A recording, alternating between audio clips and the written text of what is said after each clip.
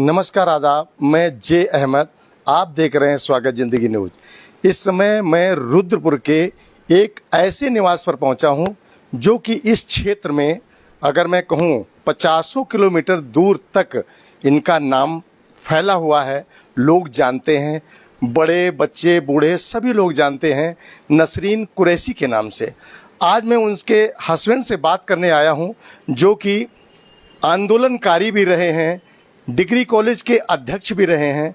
आज उनसे हम जानने की कोशिश करेंगे कि उनकी किस तरह जीवन यापन किया है और उनकी किस तरह यहाँ रुद्रपुर में जीवन यापन किया है। सत्ता में भी रहे हैं, कांग्रेस पार्टी में रहे हैं, नगर पालिका के अध्यक्ष भी रहे हैं।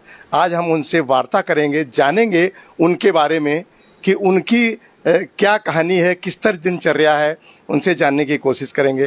कुरैशी जी, आपका स्वागत जिंदगी में स्वागत है। बहुत बहुत। आप मैं जानना चाहूँगा, हमारे दर्शक जानना चाहेंगे, क्योंकि आपका नाम इतना विख्यात है। लोग इस शहर के 50 किलोमीटर के इर्द गिर्द में, मैंने जहाँ तक जाना है, आपका नाम है नसरीन कुरैशी के नाम से, उवैद कुरैशी के नाम से आपको भी जानते हैं। तो मैं जानना चाहूँगी कि आपकी हिस्ट्री क्या है, आप इस शहर में रहे हैं, क्या क्या पद आपके पास रहे हैं, मैं जानने की कोशिश करूँगा। पहले तो मैं आपका धन्यवाद करना चाहूँगा। आपके चैनल स्वागत ज़िंदगी का बहुत आभारी हूँ कि आपने कष्ट किया और मुझ जैसे नाचीज़ को अवसर दिया कि मैं कुछ अपनी पुरानी बातें याद रखूँ। मेरा जीवन पारिवारिक पूरा हमारा कांग्रेसमय है। आज भी हम कांग्रेस के हैं सिपाही और कार्यकर्ता होकर काम करने में ज़्यादा रुचि ली। ईमानदारी और साफ बात करना ये कांग्रेसी की पहचान है, उसी को हमने जीवित रखने का प्रयास किया। झा कॉलेज में NSUI से माननीय तिवाड़ी जी आए तो उनके नेतृत्व में हमने कांग्रेस में NSUI, फिर युवक कांग्रेस, फिर जिला कांग्रेस, इस तरह से आगे बढ़े। श्रीमती जी को चुनाव का टिकट मिला 1997 से लेकर 2002 तक वो नगर पालिका अध्यक्ष रही और इस प्रकार से हमने सेवा और ईमानदारी से काम करने का प्रयास किया और मैं समझता हूँ यही एक कांग्रेसी की पहचान भी है। झा कॉलेज में मैं अध्यक्ष रहा 71 में। उसके बाद डिग्री कॉलेज में भी मैं अध्यक्ष रहा, तो प्रथम बैच का मैं छात्र रहा वहाँ। तो ये सेवा योजना के अध्यक्ष के रूप में छात्र संघ के अध्यक्ष को भी पावर दी गई और उनको मनोनीत किया गया। तो तभी से आवाज़ भी कांग्रेस में जीवित है, लेकिन हमारी दुकान तो है, लेकिन उस पर पुराने राजदूत और वेस्पा के स्पेयर पार्ट्स मिलते हैं। इसलिए देखिए, ये तो खैर आपका बड़प्पन है जो इस तरह की आप दुकान बोल रहे हैं, जबकि मैंने इस शहर में जो देखा है, लोग जानते हैं कि नसरीन कुरैशी के नाम से, उवैद कुरैशी के नाम से जहांगीर, मतलब इस तरह आपके मकान पर, आपकी इस हवेली में लिखा है, लोग आपको जानते हैं। ये आपका बड़प्पन है कि आप अपने आप को कुछ नहीं मानते हैं। मैंने ये भी देखा है और सुना है कि आपने आंदोलन किया। लोग एक डिग्री कॉलेज शहर के अंदर नहीं बना पाते हैं और आपने आंदोलन भी किया है। तो आंदोलन में 4-4 डिग्री कॉलेज आपने कैसे मंजूर करा लिए, इस पर मैं जानना चाहूंगा किस तरह।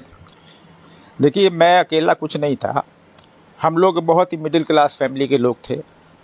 यहाँ इंटर करने के बाद कोई भी दूर दूर तक, किच्छा से गदरपुर तक लेके और इधर बिलासपुर से लेके लाल कुआं तक कोई ऐसी जगह नहीं था कि कोई व्यक्ति जो है छात्र ग्रेजुएशन कर सके। इसलिए तिवाड़ी जी उस वक्त वित्त मंत्री थे और पर्वतीय विकास मंत्री थे उत्तर प्रदेश शासन। उनसे हम लोगों ने कहा और वो हम सब लोगों को बड़ा अच्छा मानते थे, पिता का समान स्नेह देते थे। उन्होंने हमसे आश्वासन दिया और फिर बाद में हम उनसे लड़ पड़े। तो फिर उन्होंने हमको लखनऊ बुलाया। लखनऊ गए तो उस वक्त माननीय हेमवती नंदन बहुगुणा जी मुख्यमंत्री। ये आप जैसे बोल रहे हैं कि उनसे हम लड़ पड़े, ये आपने अभी कहा दुकान का संबोधन आपने किया कि दुकान थी, लेकिन आप तो इतने महान व्यक्ति हैं और इस तरह मुख्यमंत्री से जिससे आपस में डिस्कस हो, बहस के, आप उसका लड़ाई का नाम देते हैं, तो आप भी तो कुछ है, तभी मुख्यमंत्री से आप लड़ सकते हैं, हंस सकते हैं, बोल सकते हैं। वो एक पिता पुत्र की लड़ाई जिस तरह होती है कि हम तो टॉफ़ी लेंगे तो बाप कहीं से भी लाए टॉफ़ी ला के देगा। तो फिर हम लखनऊ गए, माननीय मुख्यमंत्री हेमवती नंदन बहुगुणा जी ने उनको बुलाया और उन्होंने कहा कि भाई वित्त की व्यवस्था कीजिए। तो पर्वतीय विकास निगम के पैसे से उन्होंने रुद्रपुर, बागेश्वर, लैंसडाउन और एक कोई और था, 4 महाविद्यालय खोले और तब से लेकर आज तक वो चल रहा है और उसमें हज़ारों बच्चे पढ़ रहे हैं। मेरा ये सौभाग्य था और मेरे और साथियों का कि हम प्रथम बैच के छात्र रहे और पढ़ाई की, आगे तक पढ़ाई की। और उसका नतीजा ये रहा कि हमारे बड़े प्रसिद्ध साहित्यकार, हमारे बुजुर्ग हैं सकलानी जी, जिन्होंने तराई एक मिनी हिंदुस्तान एक पुस्तक लिखी, उसमें बताया कि I am the first Muslim graduate in this area. मैं अपने धर्म के हिसाब से मुसलमानों में पहला ग्रेजुएट रहा, उन्होंने ऐसा उसमें लिखा है। तो ये सब विद्यालय की देन है, गुरुओं का आशीर्वाद है, माता पिता का आशीर्वाद है, इसी सब तरह से हुआ। लेकिन झूठ और बेईमानी से हम बच के रहे और सेवा भाव से मन में उतरने की कोशिश की। ऐसा नहीं कि चापलूसी से कुछ काम किया हो, और शायद उसी वजह से अभी किसी से कुछ कह देते हैं तो वो सम्मानपूर्वक बात करता है। और जब तक आप निश्चल होकर काम करेंगे तब तक आपको हमेशा सफलता मिलेगी, और जब आप निश्चल नहीं रहेंगे, आपका स्वार्थ उसमें आ जाएगा, तो फिर आपको सफलता मिलना मुश्किल है, और मिलेगी तो थोड़ी समय के लिए मिलेगी। आज भी मैं किसी मीटिंग में कभी चला जाता हूँ तो मुझको दरी बिछाने में कोई हर्ज नहीं।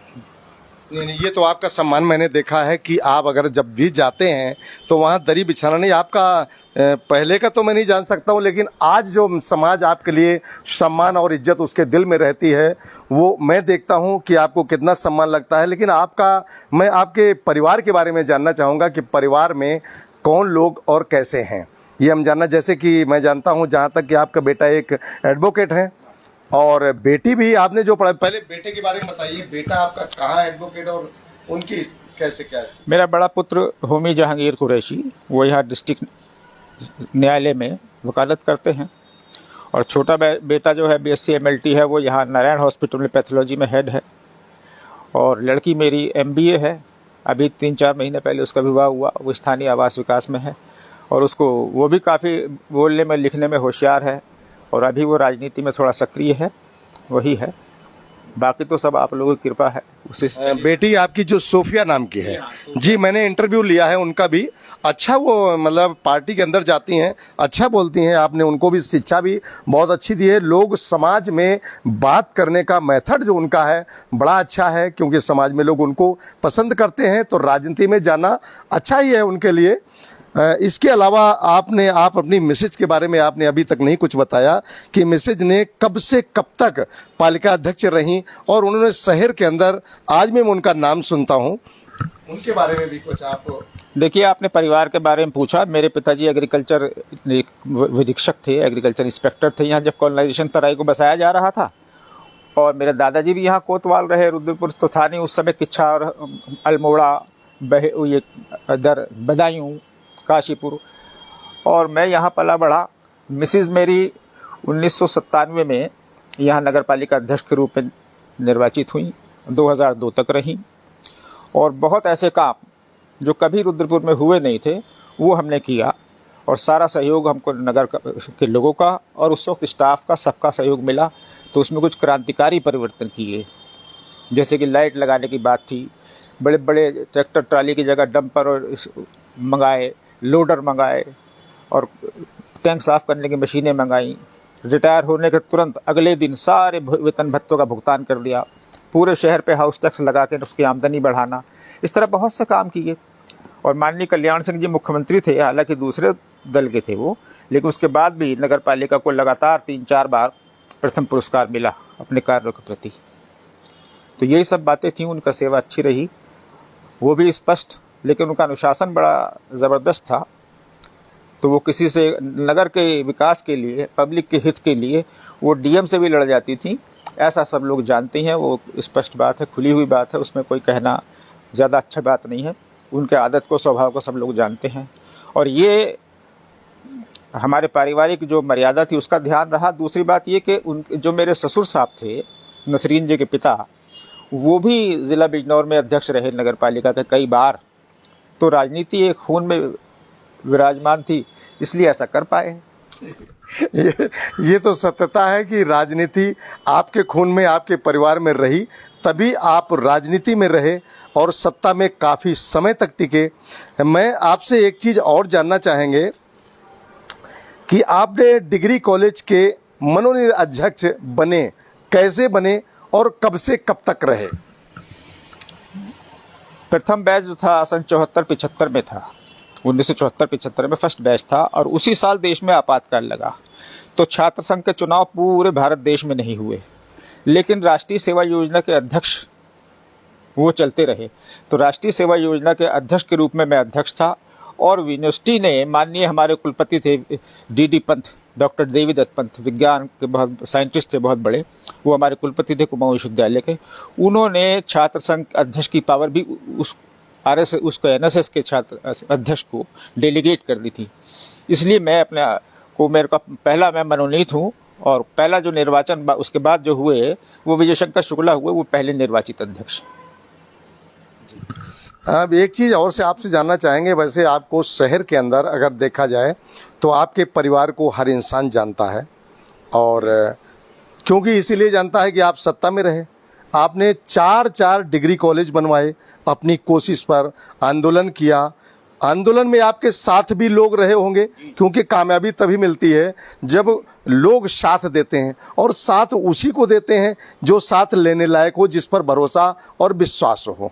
तो लोगों को साथ मिला, आपने आंदोलन किया, आप आंदोलन में कामयाब हुए, 4 डिग्री कॉलेज आपको मिले, मंजूर हुए और वो बने। लेकिन देखने वाली बात एक ये है कि डिग्री कॉलेज के इसके साथ साथ आप अध्यक्ष भी रहे, और आप झा इंटर कॉलेज के भी अध्यक्ष रहे। झा इंटर कॉलेज के अध्यक्ष कब से कब तक रहे, उस चीज़ के बारे में जानना चाहेंगे। मैं 72, 73 और 73, 74 में झा कॉलेज में रहा, और 74 में जब वहाँ से इंटर समाप्त हुआ तो फिर डिग्री कॉलेज में शुरू हुआ, तो वहाँ मैं 2 साल रहा, उसके बाद यहाँ रहा।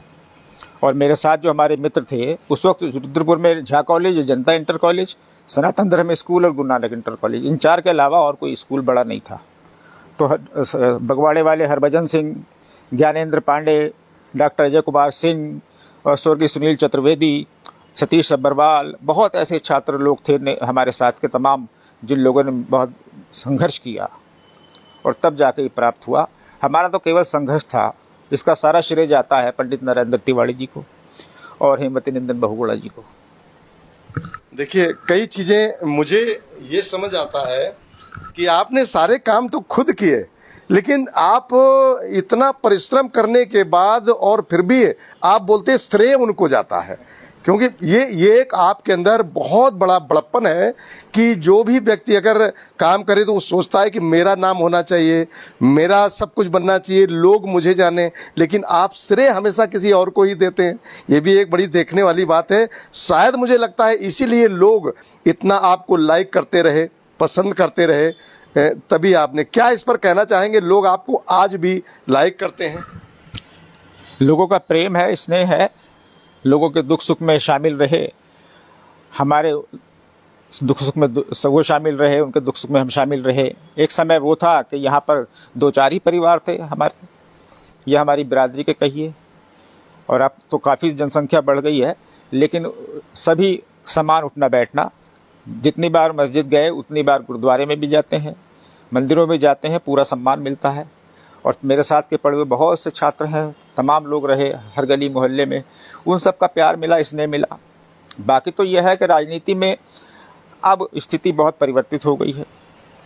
अगर आप थोड़ा सा कहना चाहें सारांश में, तो ये है कि ये मुझसे, मैंने पंडित नरेंद्र तिवारी जी से भी कहा था कि उन्होंने पूछा मुझसे कैसी चल रही राजनीति, तो मैंने उनको ये कहा कि येषा न विद्या न तपो न दानम न ज्ञानम न शीलम न गुणो न धर्मम ते मृत्यु लोका भुवि भार भूता मनुष्य रूपेण मृगाश्चरंती।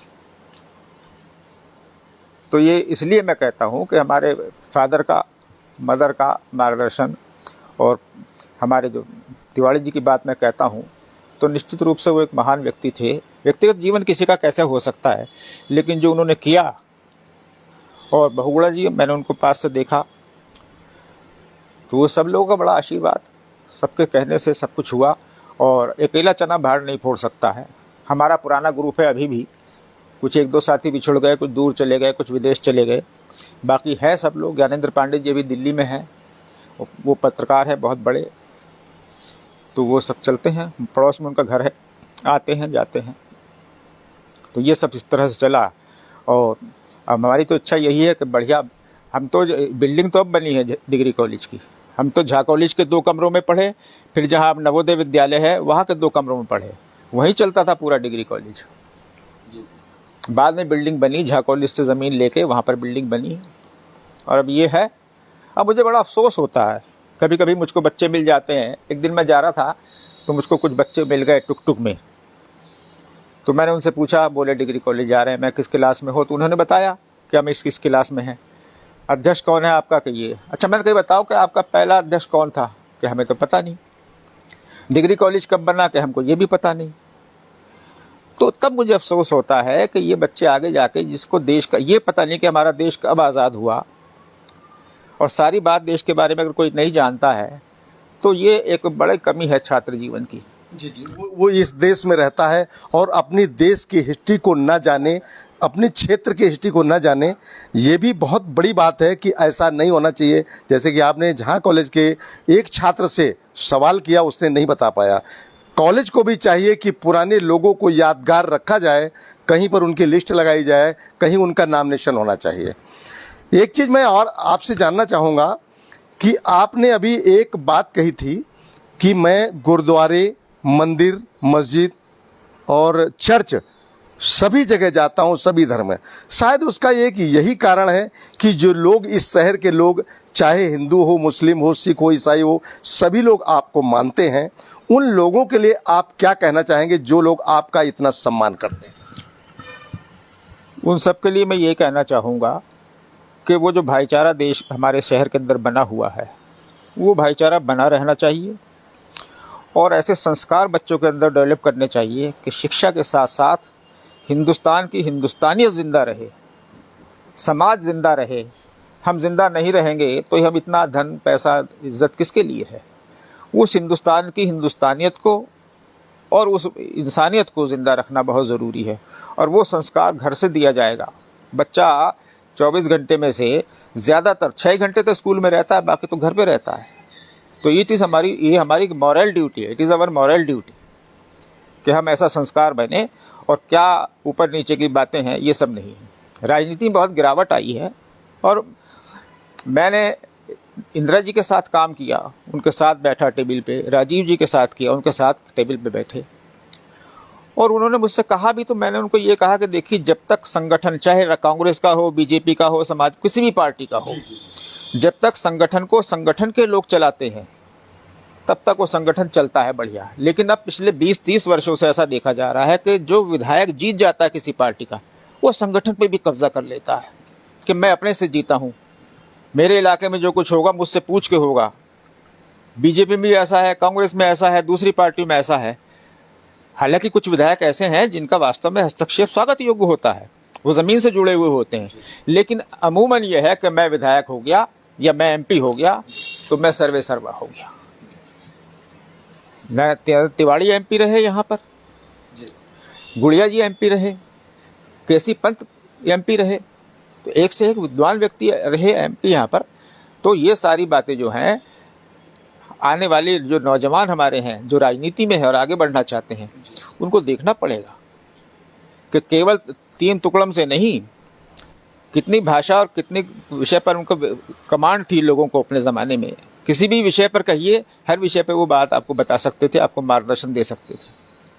अब तो डिग्री कॉलेज में चुनाव होते हैं छात्र संघ में, तो वहाँ पर जनरल गैदरिंग नहीं होती, अध्यक्ष जीत गए, उनको भाषण नहीं देने में बड़ी परेशानी होती है। इस समय यही स्थिति चल रही है कि छात्र संघ का चुनाव होता है, कॉलेज के अंदर जो भी है चुनाव होता है, वो जीत जाते हैं, और अगर उनको कहा जाए कि आप अपने कॉलेज के बारे में, स्टूडेंट के बारे में सभी छात्र छात्राओं को संबोधित कर लें, तो शायद संबोधित करना मुश्किल पड़ता है। तो उनके शिक्षा में कहाँ पे कमी रहती है, हम आपसे जानना चाहेंगे कि उनको कॉलेज के अंदर किस तरह की शिक्षा मिलनी चाहिए, कैसे उनको ऐसे विचार मिलें ताकि वो अपने छात्र और छात्राओं के लिए बोल सकें। जी, क्या कहना चाहेंगे आप? देखिए, किताब को पढ़ना बहुत ज़रूरी है। जब से ये छोटे छोटे गैस बुक और गुटके आए हैं, छोटे छोटे गैस की किताबें उसकी आ गई हैं और गुटके आ गए, उनको पढ़ने से काम नहीं चलेगा। और आजकल तो बच्चे किताब पढ़ते ही नहीं हैं, नई की नई किताब ऐसी ही पड़ी रहती है, गूगल दबाया और उसमें से देख लिया। जब तक आप अपने किताब के चैप्टर को शुरू से आखिर तक नहीं जाएंगे, तब तक आपको पूरी जानकारी नहीं होगी, और जब पूरी जानकारी नहीं होगी तो आप ना तो सोच सकते हैं, ना किसी विषय पर बोल सकते हैं। आपको जानकारी होनी चाहिए ना कि किस सब्जेक्ट को मैं देख रहा हूँ, इसका विषय क्या है, कहाँ से शुरू हुआ। या घर में देख लीजिए कि मेरे पिताजी ये हैं, मेरे पिताजी कहाँ से आए, हम कहाँ के रहने वाले थे, ये रुद्रपुर क्या है, कौन से ज़िले में है, कौन सा ब्लॉक है, उत्तराखंड क्या चीज़ है, स्टेट क्या है, ये सब बातें कुछ देखता ही नहीं है, ना कोई समझाता है। और सोने पे सुहागा ये है, एनसीईआरटी की मैंने पुस्तकें देखी हैं, उन पुस्तकों में बिल्कुल कुछ नहीं है जी कुछ नहीं है उन पुस्तकों के अंदर। जी कि वो बच्ची अपने सहेली के साथ गई घूमने अपनी मौसी के यहाँ, मौसी पूरी बना रही थी, पूरी एक फूल गई, एक तेल के नीचे बैठ गई, बताओ पूरी क्यों फूली, अब पूरी एक नीचे क्यों बैठ गई। ये कोई क्वेश्चन नहीं बनता है, लेकिन बच्चे को ऐसे क्वेश्चन सिखाए जाते हैं। ये क्वेश्चन बनता है, ये लॉ ऑफ फ्लोटिंग है। जी जी, मैं यही सुनना चाहता था आपसे। सिद्धांत है वो, तो किताब को बताना चाहिए कि ये पूरी इसलिए तैर रही है जी और ये इसलिए डूब गई नीचे, ये उसमें कहीं नहीं लिखा हुआ। जी तो ऐसी किताबों का कोई फायदा नहीं है और सहायक पुस्तकें पढ़नी चाहिए।